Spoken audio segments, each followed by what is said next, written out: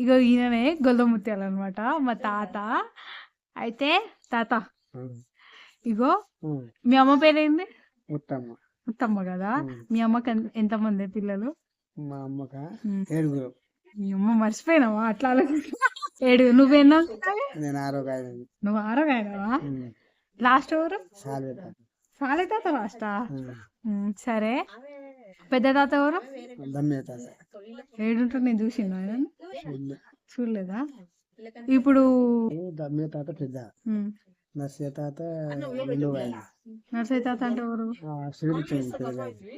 చిన్నపిచ్చముండ ఆయన 2వ ఆయననా? 2వ ఆయన.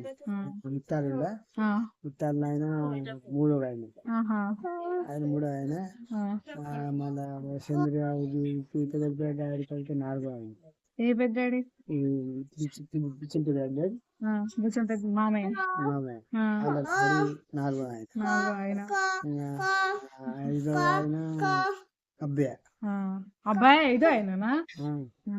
6వ ఆయన. ఓయమ్మా, 7వ ఆయన సాలే తాత. ఇప్పుడు గొల్ల ఫ్యామిలీ మొత్తం 7 అనమాట. మళ్ళీ అందరు అబ్బాయిలే, ఒక్కరన్నా అమ్మాయిలు లేరు. అలా ఉన్నారా? ఆడబిడ్డలు లేరు కదా? లేరు. అయితే వాళ్ళందరిలో మా తాత ప్లేస్ 6th ప్లేస్ అనమాట.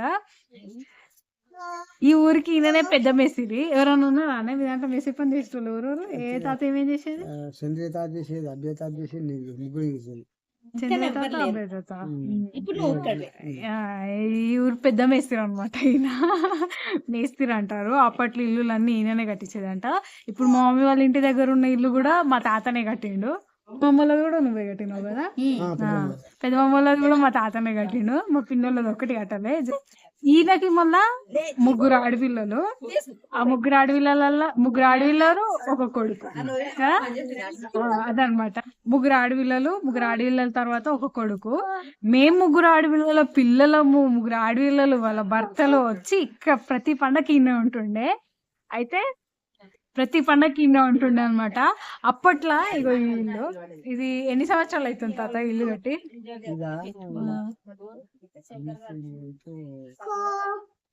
40 సంవత్సరాలైనా?